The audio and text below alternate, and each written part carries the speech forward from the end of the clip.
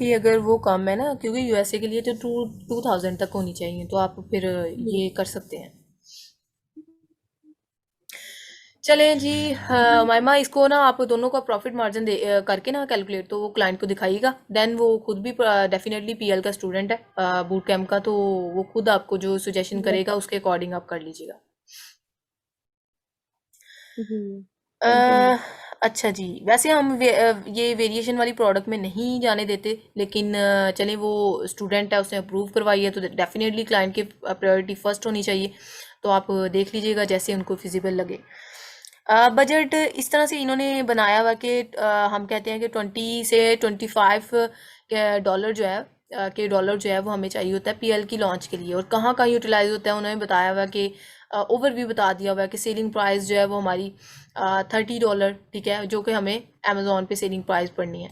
इसके अलावा landing cost जो कि शिपमेंट और सोर्सिंग डाल के लैंडिंग कॉस्ट बनती है वो $10 है। Unit weight 1.5 kilogram and inventory हम 1000 के साथ चल रहे हैं, और इसी के साथ अब बजट प्लान कैलकुलेशन करनी है इन्होंने।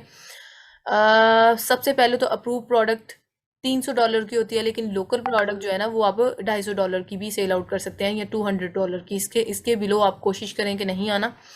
बाकी ये है कि बाय कंपेटिटर प्रोडक्ट, आपने कंपेटिटर का प्रोडक्ट जो है ना वो बाय करना होता है, ताकि आपको कंपेटिटर के अकॉर्डिंग चलना होता है, तो आपको हर चीज़ उसकी आइडिया हो जाए कि प्रोडक्ट में उसने क्या मटेरियल, क्या किस तरह से उसने डिज़ाइन दी है।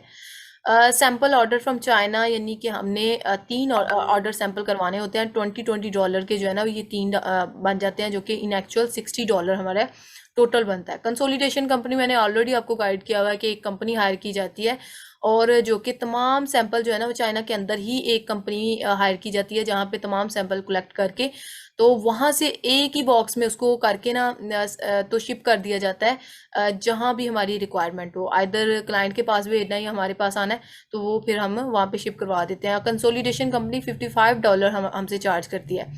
कस्टम टैक्स जो पड़ते हैं ना वो हमें यानी कि कस्टम टैक्स पाकिस्तान से चाइना सैंपल, अगर तो चाइना का सैंपल पाकिस्तान में मंगवाना है और यहाँ से फर्दर अगर अमेजोन के वेयर हाउस तक पहुँचाना है, तो इट्स मीन कि वो $20 हमें पड़ेंगे।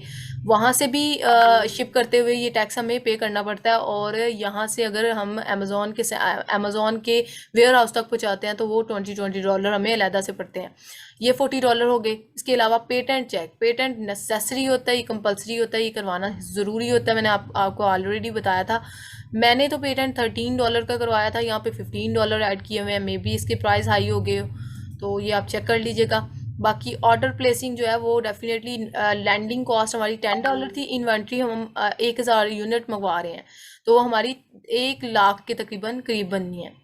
नेक्स्ट इंस्पेक्शन जो है वो ज़रूरी होती है। इंस्पेक्शन कंपनी हायर की जाती है, वो हमें बताती है कि क्या हमारी प्रोडक्ट में क्या फॉल्ट है, तो वो $300 ले लेती है। और अगर सेकंड टाइम हम लेते हैं, और इसका इसका भी वेरी करती है प्राइस, लेकिन हमने तो डेफिनेटली अथेंटिक के साथ चलना होता है, तो वो $300 लेते हैं, कुछ $200 तक भी मान जाते हैं। 70% ऑन चेक हमने करना होता है। ये चाइना के मैम, साथ ये जो है जो ना सप्लाई, इंस्पेक्शन कंपनी होती है तो ये भी अलीबाबा वाले करते हैं, देते हैं ये वाली फैसिलिटी? इंस्पेक्शन कंपनी हमने चाइना से ही हायर करनी होती है, लेकिन ये अलहदा से हम सर्विस लेते हैं, फेसबुक से हमें मिल जाते हैं इंस्पेक्शन कंपनी वाले, ये हमें अलीबाबा वाले प्रोवाइड नहीं करते। उसके बाद है अलीबाबा से सिर्फ फ्रेट फॉरवर्डर मिलते हैं। तो डीडीपी करेंगे तब भी हमें इंस्पेक्शन कंपनी को हायर करना पड़ेगा? क्या करना है, आप दोबारा रिपीट कीजिए। Yes exactly. अगर हम डीडीपी करते हैं, अगर हम, एग्जैक्टली एग्जैक्टली, तो हमें जो इंस्पेक्शन जिस की जरूरत नहीं पड़ेगी ना? जिस भी आप इनको टर्म्स के को अप्लाई करेंगे, हमें इंस्पेक्शन लाजमी होती है, ठीक है। होलसेल के लिए भी ज़रूरी है इंस्पेक्शन मैडम? इंस्पेक्शन होलसेल के लिए भी ज़रूरी है, और ये प्राइवेट लेवल और होलसेल दोनों के लिए हमें करवानी होती है।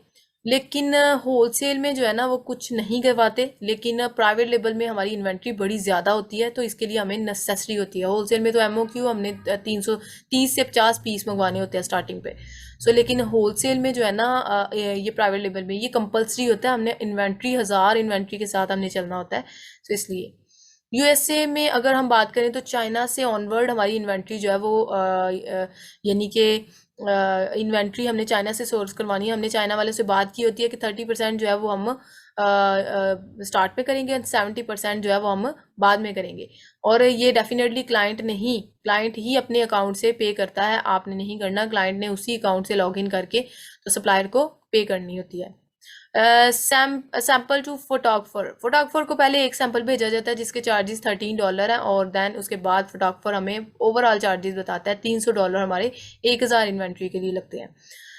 नेक्स्ट इन्वेंट्री जो है वो 3PL चार्जेस जो हमें पड़ते हैं।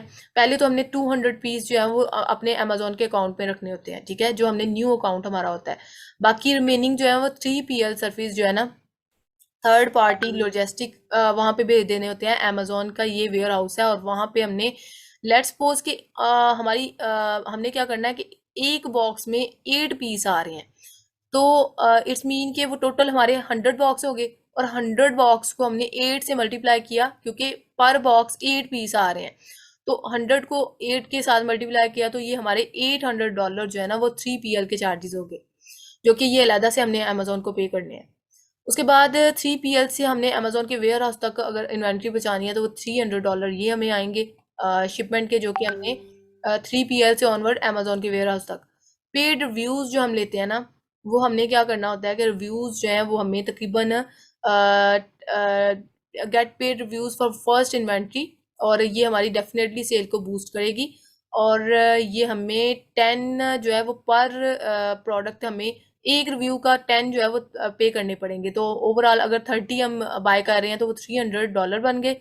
और कमीशन का आइडिया नहीं इन्होंने क्यों ऐड किया हुआ है, ओवरऑल हमारे $300 आप एस्टिमेशन लगाएंगे, 300 हमें बनेंगे। बेसिकली हमारा टारगेट होता है कि हमारी लिस्टिंग पे स्टार्टिंग पे एज अ न्यू सिर्फ 30 से ऑनवर्ड 40 एवरेज के हिसाब से इतने हमें रिव्यू आ जाए तो हमारी लिस्टिंग जो है वो स्टेबिलिटी की तरफ जाना शुरू हो जाती है। देन डेफिनेटली हम PPC रन करते हैं तो आगे जाके हमारी जो है वो इन्वेंट्री यानी कि बूस्ट ही करनी होती है PPC से। सो बाकी तमाम रिव्यूज़ हमारी फुल ट्राई होती है कि हम PPC से लें इसको।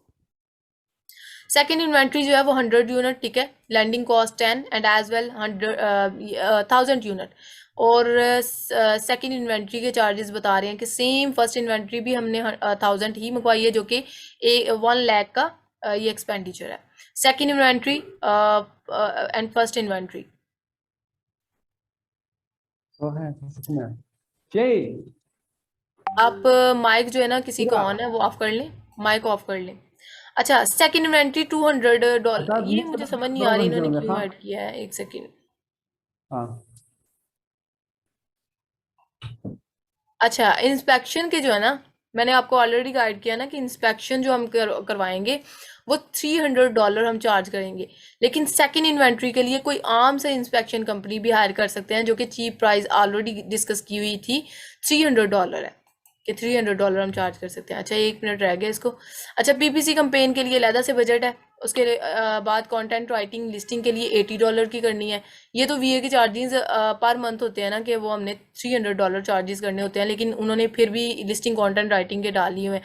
इट्स मीन कि ये VA के चार्जेस को एक्सक्लूड किया हुआ है इन्होंने। ब्रांड रजिस्ट्री $1100 की करवाई जाती है, और ये तो वैसे स्टार्टिंग पे खर्चे नहीं होते, जाते ही हमने ब्रांड रजिस्ट्री नहीं करवानी होती, लेकिन इन्होंने वैसे ऐड कर दिए हुए हैं जो कि अमेजोन की फील्ड में हमें इस तमाम चार्जेस पड़ेंगे। ये प्लस कंटेंट राइटिंग जो है 150 की, जो कि हमने डिफरेंट वीडियोस ऐड करनी होती हैं और ये सर्विस हमने लेनी होती है। इसके अलावा हमें वीडियो अगर ऐड करनी है तो उसके अलहदा चार्जेस हैं, और इस तरह की ये पिक्स वगैरह ऐड करनी है तो उसके अलहदा से चार्जेस हैं। ये टोटल ओवरऑल तमाम कैलकुलेशन करके ना तो उन्होंने बजट बनाया हुआ है सेकेंड इन्वेंट्री का डाल के। ये हमें यानी कि इतना बनेगा 25,000 के राउंड अबाउट बजट, $25,000 उन्होंने इंक्लूड किया हुआ है। ये तमाम ओवरव्यू बताया हुआ है कि हमें एक एस्टिमेशन मिल जाए कि एटलीस्ट हमें कितने कितने चार्जेस जो हैं वो कहाँ कहाँ पे लगाने, फोटोग्राफर हमसे कितने लेगा, इसके अलावा 3PL के चार्जेस कितने होंगे, इसके अलावा हमें जो है वो इंस्पेक्शन के कितने लगेंगे। ये ओवरऑल इसको ना रिकॉल कीजिएगा तो ये आपको क्लियर हो जाएंगी चीज़ें। बाकी सर्विस तो कहाँ से लेनी है, कैसे करनी है, ये तो हम पढ़ ही चुके हैं। अच्छा, अगेन स्लाइड ये मैं लिंक शेयर करूँगी, उसके थ्रू ज्वाइनिंग कीजिएगा।